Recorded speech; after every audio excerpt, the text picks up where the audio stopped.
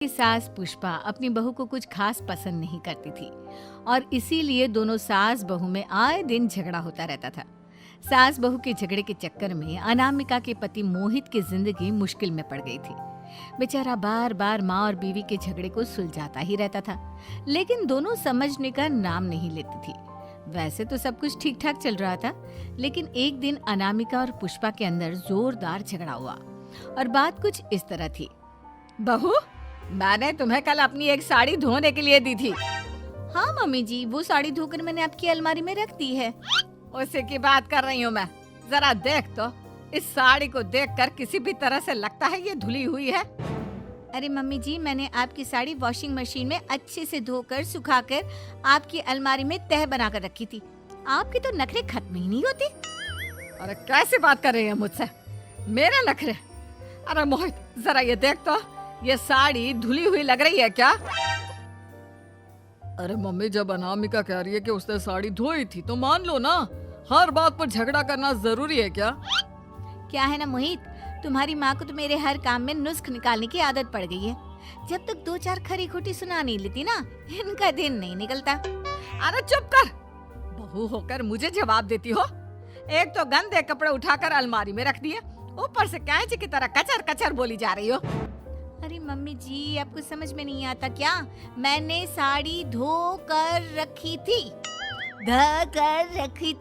तो फिर इतनी गंदी क्यों लग रही है? अब मुझे क्या पता मम्मी जी, आप इस पर इस तरह तेल और घी की चिकनाई के दाग लगाकर लाएंगी तो ये मेरी जिम्मेदारी थोड़ी ना है। अरे तो हाथ से धोना चाहिए था ना। मैं आपकी बहू हूँ, नौकरानी नहीं जो एक कपड़ा रगड़ रगड़ कर हाथ से धो दूंगी। आपको पहननी है तो पहनिए, नहीं तो रख दीजिए। तुझे तो मैं अच्छी तरह बताऊंगी, मुझे जवाब देती है। एक दिन सुबह के वक्त, अरे अनामिका, मेरी व्हाइट शर्ट कहाँ है? आज ऑफिस में बहुत बड़ा प्रेजेंटेशन है और मुझे वो व्हाइट शर्ट पहन कर जाना है। मुझे पता है, आपने मुझे 2 दिन पहले ही बता दिया था और आपकी शर्ट मैंने धोकर अच्छी तरह आयरन करके अलमारी में लगा दी है। जाइए वहां से ले लीजिए। अनामिका, ये तुमने क्या किया?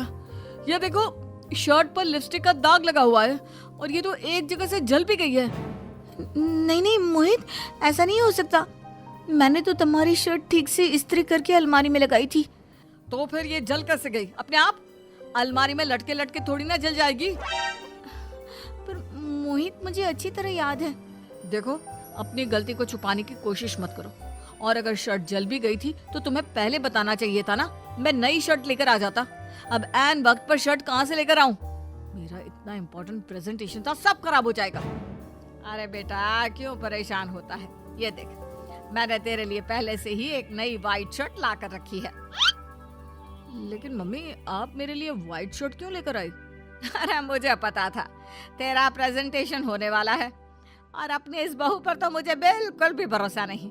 क्या पता मेरी साड़ी की तरह तेरी शर्ट भी गंदी करके रख देती। और देख, वही हुआ ना। बेटा, सारी टेंशन छोड़ और ये नई शर्ट पहन कर जा। थैंक यू मम्मी, आज तो आपने बचा लिया मुझे। कुछ दिनों के बाद, अरे अनामिका, जानती हो, ऑफिस में मेरा जो दोस्त है ना अमर, आज उसका बर्थडे है और उसे तुम्हारे हाथ का चॉकलेट केक बहुत पसंद है। थोड़ा सा बनाकर टिफिन में रख दो ना प्लीज। हाँ हाँ, क्यों नहीं, मैं बहुत अच्छा केक बनाकर आपके दोस्त के लिए रख दूंगी। तुम्हारे हाथ का खाना खाकर तो वैसे ही मेरे ऑफिस के सारे लोग इतनी तारीफ करते हैं, क्या बताऊं। आप प्लीज एक अच्छा सा केक और बना दो, मेरी तो ऑफिस में शान बढ़ जाएगी। अनामिका केक बनाने के लिए रख देती है। पुष्पा चुपचाप जाकर उस पे ढेर सारा नमक डाल देती है। देख अमर, तेरी भाभी ने तेरे लिए चॉकलेट केक बनाकर भेजा है, तुझे बहुत पसंद है ना? यार, तू बहुत किस्मत वाला है, भाभी इतना अच्छा खाना बनाती है और साथ में केक भी। वैसे भाभी को थैंक यू बोलना।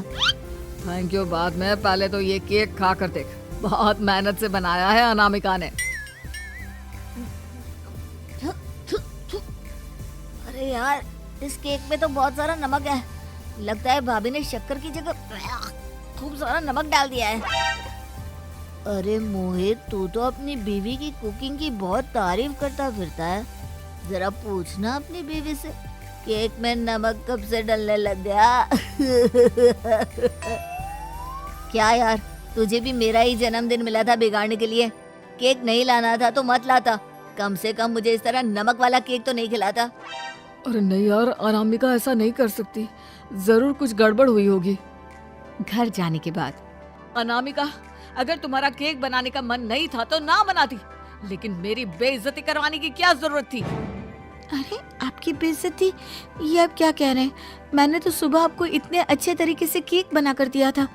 हाँ, लेकिन उसमें इतना सारा नमक डाल दिया था कि आज ऑफिस में मेरा अच्छा खासा मजाक बना है।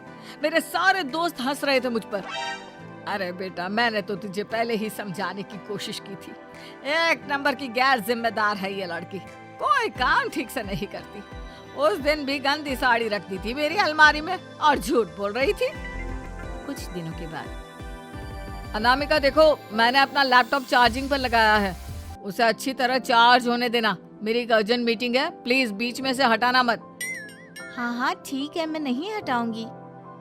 पुष्पा चुपचाप से जाकर चार्जिंग का बटन बंद कर देती है। थोड़ी देर बाद अरे ये लैपटॉप चार्ज क्यों नहीं हुआ? और ये बटन किसने ऑफ कर दिया? अनामिका, इधर आओ। क्या हुआ? क्यों चिल्ला रहे इतना? अनामिका, मैंने तुमसे कहा था ना, मेरा लैपटॉप चार्जिंग पर लगा हुआ है, मेरी अर्जेंट मीटिंग है।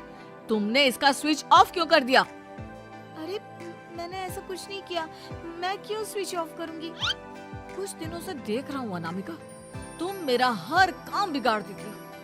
देखो, ये अच्छी आदत थी। कम से कम तुम्हें इस बात का तो ध्यान रखना चाहिए था कि मेरी कितनी इम्पोर्टेंट मीटिंग थी। अब क्या करूंगा मैं? आई एम सॉरी मोहित, लेकिन सच में मैंने जानबूझकर कुछ नहीं किया। अगर जानबूझकर नहीं किया तो क्या सब कुछ अपने आप हो जाता है? कभी मेरी शर्ट जल जाती है, कभी केक में नमक डल जाता है। आप मेरी बात क्यों नहीं सुनते? मैंने जानबूझकर कुछ नहीं किया। फिर से वही बात। अरे कितनी बार तुम्हें समझा चुका हूँ, इस तरह मेरा काम बार बार मत बिगाड़ा करो। तुम जानती हो मुझे कितनी प्रॉब्लम होती है। ऑफिस में तो पहले ही बेइज्जती करा चुकी हूँ, और अब ये मीटिंग, ये भी मेरे हाथ से निकल गई। अनामिका की समझ में कुछ नहीं आता कि आखिर उसके साथ ये सब क्या हो रहा था और क्यों हो रहा था। फिर कुछ दिनों के बाद मोहित अपने ऑफिस से कुछ फाइल लेकर घर आता है। अनामिका, ये कुछ फाइलें हैं, इन्हें संभाल कर रख दो, और प्लीज इस बार ध्यान से, कोई गड़बड़ी नहीं होनी चाहिए। नहीं मोहित, कोई गड़बड़ी नहीं होगी। मैं सारी फाइल्स अलमारी में लॉक करके रखूंगी और चाबी अपने पास रखूंगी। अनामिका, जरा अलमारी की चाबी तो देना। क्यों मम्मी जी, आपको क्या काम है? उसमें मोहित की जरूरी फाइल रखी है और मैं नहीं चाहती कि इस बार कोई भी गड़बड़ हो। पता नहीं कुछ दिनों से हर काम खराब हो जाता है। अरे मुझे उसमें से पैसे निकालने हैं और उसके बाद ले लेना अपनी चाबी। मैं खा नहीं जाऊंगी तुम्हारे पति की फाइल। अनामिका को अपनी सास पर शक होता है। चाबी देने के बाद वो चुपचाप छुपकर अपनी सास की हरकत देखती है। ये फाइलें उठाकर डस्टबिन में डाल देती हूँ, फिर देखना कैसे मोहित इसकी खबर लेगा। इस बार तो छोड़ेगा नहीं इसे। वैसे भी पहले मैंने जो कुछ भी किया है उसकी वजह से अच्छी खासी डांट पड़ी है, मजा आ जाएगा। अच्छा तो ये बात है, सारा काम मम्मी जी बिगाड़ देती हैं, वो भी इसलिए क्योंकि मेरा उनसे झगड़ा हो गया है। सास के जाने के बाद अनामिका मोहित को बुलाकर लाती है। क्या हुआ अनामिका, क्या दिखाना है? ये देखिए, आपकी फाइल डस्टबिन में पड़ी हुई है। इसीलिए तो कहा था संभाल कर रखना, और तुमने उठाकर ये फाइल डस्टबिन में डाल दी। मैंने नहीं, तुम्हारी मम्मी ने डाली है, मुझसे बदला लेने के लिए, ताकि तुम मुझे डांटो। और अगर मैंने डाली होती तो मैं तुम्हें दिखाने के लिए बुलाकर तो नहीं लाती ना। सही कह रही हो, मैं अभी मम्मी से जाकर बात करता हूँ। थोड़ी देर बाद, मम्मी सच सच बताइए, मेरी फाइल अलमारी में से निकालकर डस्टबिन में आपने डाली थी ना? अरे अपनी माँ पर इल्जाम लगाता है, शर्म नहीं आती तुझे? मैं इल्जाम नहीं लगा रहा हूँ मम्मी, जो सच है वही पूछ रहा हूँ। अब जल्दी से बताइए आपने ऐसा क्यों किया? अरे तो क्या करती, तेरी बीवी मुझसे झगड़ा करती है, उल्टे सीधे जवाब देती है, मुझे उससे बदला लेना था। अरे मम्मी, लेकिन आप दोनों के झगड़े के चक्कर में मेरा कितना नुकसान हुआ है, ये कभी सोचा आपने? मम्मी जी, अगर आपका बदला पूरा हो गया हो तो आइंदा ऐसी कोई हरकत मत करना, क्योंकि अब आपकी सच्चाई हमारे सामने आ चुकी है। यह तो वक्त ही बताएगा मैं क्या करूंगी और क्या नहीं। मम्मी जी, कहा ना आप ऐसा कुछ नहीं करेंगी।